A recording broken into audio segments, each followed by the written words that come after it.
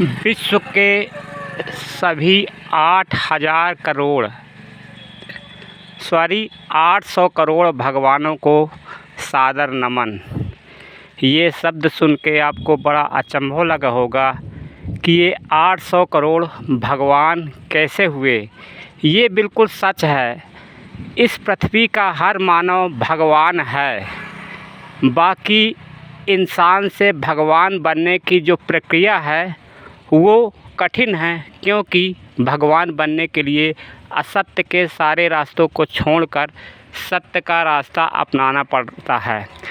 इसलिए ये काम बहुत कठिन है मनुष्य के लिए। इसीलिए तरह तरह के काल्पनिक भगवानों को जन्मा गया है, जिनसे ना कोई प्रश्न पूछ सके, ना जो कभी दिखते हैं, ना कोई किसी का भला करते हैं, ना कोई पाप करते हैं, ना पुण्य करते हैं। इस कारण हमें भारत देश में ज़्यादातर लोगों को उलझाया गया है, और ख़ास तौर पे हमारे जो पढ़े लिखे लोग हैं वो बहुत ही ज़्यादा इस चीज़ को मानते हैं। मुझे लगता है कि उनके कोर्सों में भगवान के अलावा कुछ पढ़ाया ही नहीं गया।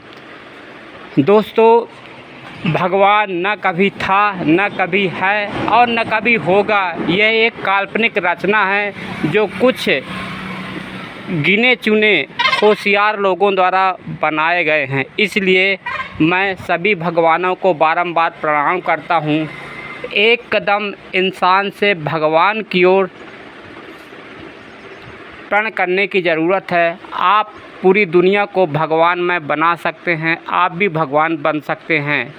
इसलिए भगवान शब्द का मायने जानिए, भगवान बनने के लिए कोशिश करिए। आज का वीडियो मात्र एक भगवान शब्द पे ही है, इसलिए मैं बहुत ज़्यादा तो नहीं बताना चाहूँगा।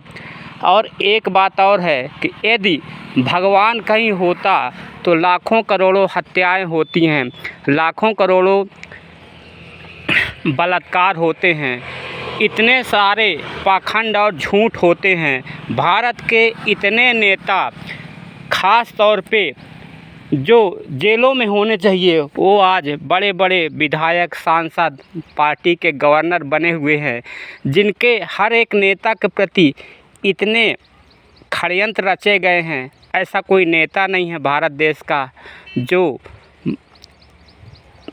फांसी के काबिल ना हो। इतनी उन्होंने शासन के प्रति, जनता के प्रति गलत काम किए हैं।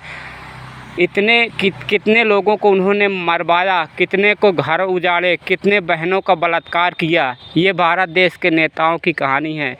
फिर भी ये बाहर घूम रहे हैं। जो सही नेता है उनको जेल के अंदर ठूंसा जा रहा है।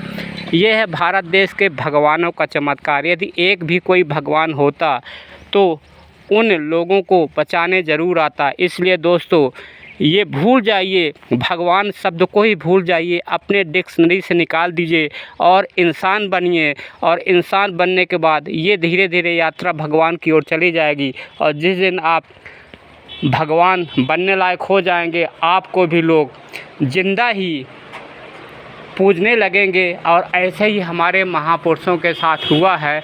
यह कोई भी महापुरुष की फ़ोटो उठा के आप देख सकते हैं। बस बहुत बहुत धन्यवाद। यदि मेरी बातों से किसी को कुछ बुरा लगे तो मैं माफ़ी चाहता हूं, क्योंकि ये मेरे पर्सनल विचार हैं। मैं पिछले 10 साल से जो तपस्या कर रहा हूँ, जो भी मैं योगा ध्यान कर रहा हूँ, उससे मुझे ये पूर्ण रूप से एहसास हो गया है कि दुनिया में भगवान नाम की कोई चीज़ ना है, ना थी, ना कभी रहेगी। बहुत बहुत धन्यवाद।